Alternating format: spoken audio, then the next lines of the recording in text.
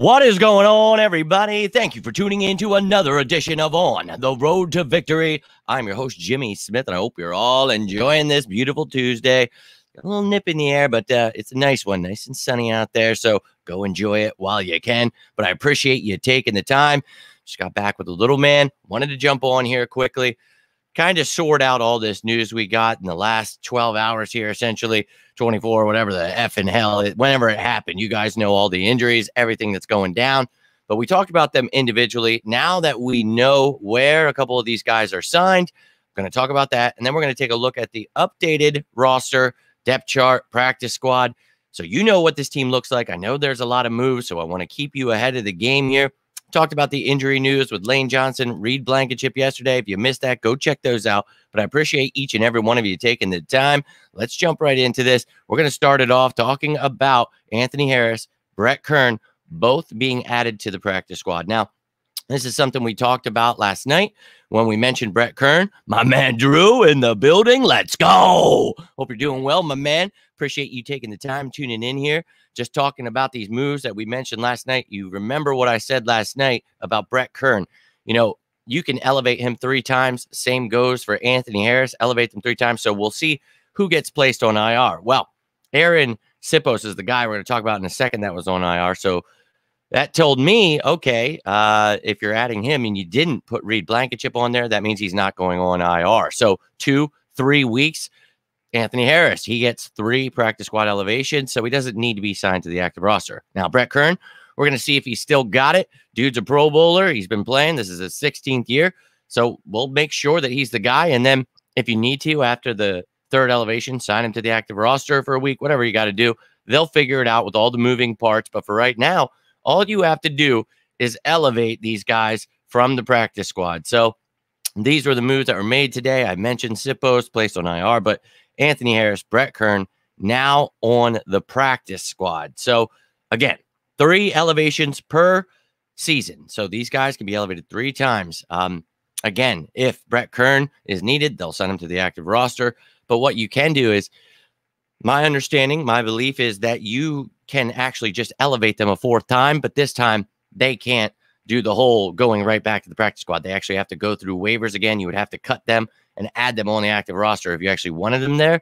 So to me, you know, maybe there's something going on. We all know injuries happen. So maybe there's just an open roster spot. So again, the Eagles know what they're doing. They will figure those things out. But those are the 2 that were just added to practice squad. And then Arryn Siposs. We talked about how serious was that ankle injury, and well, enough to keep him out 4 weeks. So that's very unfortunate. Started to look like he was progressing. But look, you know, we need to keep doing what we're doing, building on what we're doing, and next man up is what we say all the time, right? So to me, I'm not really, you know, stressing it. Brett Kern's a good punter, so he's going to come in, do his thing, and, you know, the special teams unit as a whole needed to improve. So they did that the last couple of weeks, and obviously you don't want to see this, just like you didn't want to see Jordan Davis, Avonte Maddox, Dallas Goedert, but you figure it out, next man up. So tomorrow, maybe today, we're going to be getting news about Dallas Goedert. I do believe he is going to have his 21-day practice window open. So hopefully this week he could be activated off of IR. We'll see how he practices, but keep your eye out for that video because I think I'm going to have to make it. So that is what's going on here. Siposs on the IR, and then 2 players signed to the practice squad. Again, show you here, Harris, Kern on the practice squad, Arryn Siposs on IR. So now, with that news, I want to give you an updated look at the Eagles practice squad and their depth chart. So I went ahead and took the liberty as well with this depth chart. I added in the practice squad elevations already. That won't happen until Saturday, but I'm taking a wild guess here, ladies and gentlemen, at who those 2 guys will be. So let's look at this practice squad now. We got rid of Auden Tate, and Blair was let go. The safety, so Marquise Blair, I believe his name was, the safety was let go. Auden Tate again released from the practice squad. So you see on offense, you still got Allen, Johnson and Johnson, Robinson, Togiai, Tom, and Ward. Then on defense, you got Sash, Ray, Ellis, Goodrich, Harris, Jackson, Leo, the player exemption program, and then Taylor and Wilson. Then you see at the bottom, Brett Kern on special teams. Now, again, if you're counting these up, you're wondering, okay, why the hell? There's 1 open. So we'll see who the Eagles do, but that is what you got right here. Matt Leo exempt, though. Again, Now, let's take a gander at this old depth chart here. So the offense, nothing changed here. Everybody's still good to go. I'm hoping I get to change that Dallas Goedert one by today or tomorrow into an IR/DR, designated to return, baby. Let's go. That would be fantastic. Now, other than that, everybody seems to be good to go, other than clearly we're going to keep our eyes on Lane Johnson. But as I talked about yesterday, doesn't seem to be anything too serious day to day right now. Go check that video out. But the defensive side of the ball is where the moves happen. So you see here, you've got Quinn, Barnett, Tuipulotu, CJ Gardner-Johnson on IR. I have Reed Blankenship listed as out. So he's not on IR, but he will definitely be out. They said out indefinitely. So he's definitely missing this week. We'll see how many weeks he actually misses, though. Then beyond that, you see I added practice squad Anthony Harris. So I believe he will be elevated this week. You've got Josiah Scott, who can help you as safety depth. And then if you bring in Anthony Harris, those will be your depth pieces. But you also have someone like Josh Jobe, who's versatile. Maybe he sees some more defensive snaps, and he can help you out at nickel corner and at safety. Can play a little outside corner too. But regardless, Josh Jobe, Josiah Scott going to need to help out at safety. Anthony Harris, I do think, will be elevated. Hey, the Eagles don't have to be done either. They could add other players, sign someone, whatever their heart desires. But then the special teams also changed. So let's take a look at that. You see, I also elevated Brett Kern into that spot already. I do believe those will be the two moves, unless you just don't want safety depth and a punter. But yeah, you get it. So Brett Kern there. And then you see the rest. Everybody is good to go. But I want to just keep you up to date with everything so you know what the hell this team looks like, because you know there's always musical chairs with who's on this practice squad, who's on this roster. So doing my best to keep you guys all up to date with everything that is happening. Yo, my man, Unspoken Words. Yo, of course. I'm sure you have an opinion, but I'm down on Kayvon. I hate his eyes. I want Harris. Yeah, dude. You have definitely missed the last couple of years of my strife with Kayvon Wallace. I made the joke last week. Somebody found pretty funny. I saw your comment there, whoever it was. But I said, we thought we were getting Wolverine, ended up with Sabretooth. So, yeah, man, not very pleased with what he was. But I, again, wasn't someone that thought, oh, my God, he was roommates with Brian Dawkins, so now he's the next Brian Dawkins. That's really not how things work. I was always really thrown off by that. I didn't know if there was like actual play or tape that I could watch that showed me he was Brian Dawkins, but I never found it ever. And I think we see now he has his issues. And I've talked about this. This is the kind of kid you want to use as a linebacker / safety hybrid type player. Somebody down in the box, you can use, again, as that linebacker. Maybe he's lining up in nickel. Maybe you got him on a certain bigger receiver that's not as fast, a certain running back or a tight end. That's the kind of role I see for Kayvon Wallace. I do not see him as a starter on this defense. We've talked about him as a third safety in those roles, but now he's being forced because of injury. That's just an unfortunate part of the game, man. But yeah, he's not going to be a starter here anytime soon.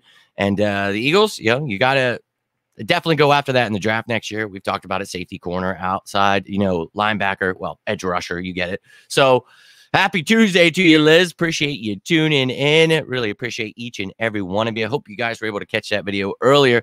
Talked about Anthony Harris, but I had no idea if he was on the roster or practice squad. So wanted to just clear things up, show you guys what the practice squad and the depth chart actually look like now with all these things going on. And tomorrow we'll get the initial injury report. I'll let you guys know what's going on with each of these players. I'll update the depth chart. And then the same thing, Thursday will be updated. Friday will be game status report. And I will add in who's questionable, who's out onto the depth chart so you can see who might be playing instead of that person. And then on Saturday will be practice squad elevations with the updated depth chart. You will always know what is going on with all of the injuries, signings. I will always feed that information to you. But if there's ever anything I miss, you could be Drew. Shout it out. Let me know. You guys, I can't do this without you. So I really thank you. But if you ever need anything or you have a question about a rumor out there, please feel free to ask me. I don't waste my time making shows about stuff like Malcolm Jenkins or Darren Sproles. I like to talk about stuff that happens and stuff that's going to happen. I know that people are in it for the clicks, and I get it, man. If you want to be part of that, but I can't change who I am. I've tried. I literally have tried to pander to people. I've tried to talk about all the hot takes, and I can't do it, man. I will happily, if you guys have a question about it, no problem. But I cannot dedicate my time to making stuff that just isn't happening or real, like Odell Beckham. That stuff, none of it happened. So that's why you don't see any videos of me making them. Definitely think Scott should play safety. Yes, that's what we talked about last night. Or roll four corner. Yes. Hey, look, man. And that's what we talk about, this scheme. And it's each week you're going to see different, formations, different parts of this scheme looking differently.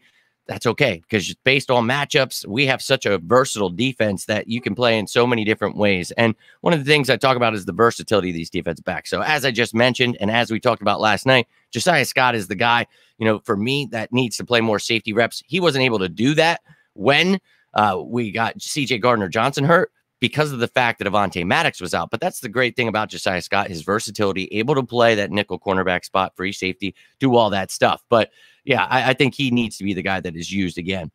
So you're high on Josh Jobe. I believe Gate City is high on Jobe. Also, Wolverine to Sabretooth. Yo, let's go. Yeah, I was high on him before, he made the team. I talked about right when we signed him. He was actually talked about him before the draft, if we're being real. This is a kid out of Alabama. When you get guys out of the SEC, obviously they're going to have what some think, it's an easier time. And it is easier to acclimate when you play in a pro-style system. But it doesn't necessarily mean you're just going to succeed because you went to this school. I'm not one of those people like, oh, he went to this school and so did this person, so he has to be the same exact person. That is never. I don't understand that thinking. But Josh Jobe, for me, his style of play. I actually was on the phone with my brother. Shout out to you, Billy. Hope you're feeling better if you're watching this.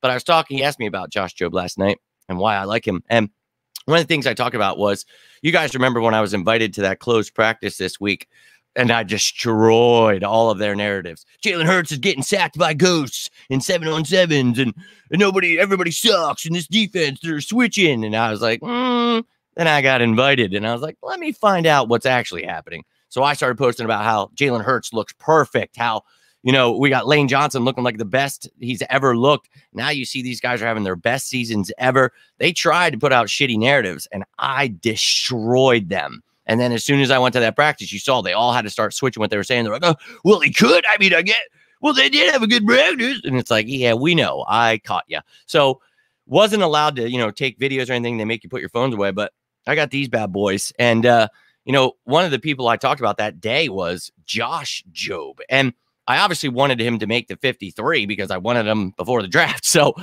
once I saw him, though, and his style of play, I thought it was James Bradbury for a second, and then I saw his number. But his size, I was like, oh, damn, look at this kid.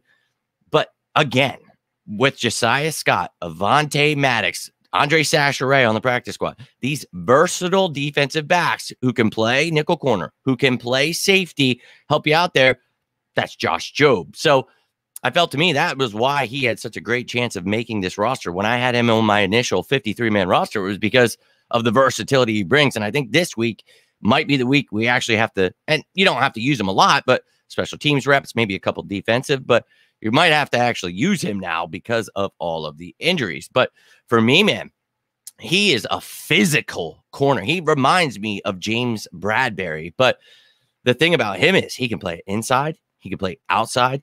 He can help you at safety. This dude is a defensive back, and he's just got that Philly about him, bro. When I was watching him, he's got that toughness. Like, he was going up against AJ Brown. He's going up against dudes in practice, and I'm like, dude, this kid is for real, man. So, I broke it down into detail. You want to go check out that Josh Jobe video, but man, I'm a big fan of his, and it was the same for Reed Blankenship. I thought both of them would make this roster because they play with that Philly toughness, man, and that is something we needed in this locker room, and they're going to be part of this future. So you love to see that, man. You love to see, these guys, not because of injury getting playing time, but being able to step right in and do the last job that the other guy did. So that's what it's all about, baby. And that's, a lot of people hate when we talk about practice squad. Like, I wanted to talk about trading for Patrick Mahomes, and now the Eagles are getting Tyreek Hill. And it's like, but I don't, man. I'd rather actually talk about what's going on, but I get it. That's not for everybody. But hey, for you that enjoy it, that's what this is all about. You want to walk into the bar. You want to walk into the grocery store. Someone's talking shit. You want to be able to just smoke them. That's what this show is for, giving you all the information you could ever possibly need. But if there's ever anything I'm missing or something you would like to see more of, as I always say, please Help me make this a better experience for you. What would you like to see more of? Do you want more hot takes? Should I try getting stuff wrong for the people on social media that get pissed? You let me know what you think would help this channel, what you would like a little bit more of, a little less football, a little more whatever it is. I don't know. You guys let me know. I would love to hear your thoughts down below. Let me know how you're feeling about Anthony Harris, Brett Kern. What do you feel about Siposs being on IR? How do you like this practice squad? Who would you add where? Let me know whatever the hell is on your mind. But that's all I've got for you right now. You know today is Tuesday, though, baby. So I will be back, and it's going to be a live one tonight. Behind Enemy Lines, we'll be talking about the Chicago Bears, getting to know everything. Roster, depth chart, their stats, where it has them ranked, their coaching staff, their injuries, everything you could possibly ever want to know about the Bears, we're going to talk about tonight. So I hope to catch you then, but if you need me before that, you know you can always reach out any of these platforms, leave a comment down below. Would love to talk some birds with you, but until later tonight, I am Jimmy Smith, and this is On the Road to Victory. You stay safe out there, and as always, go Birds!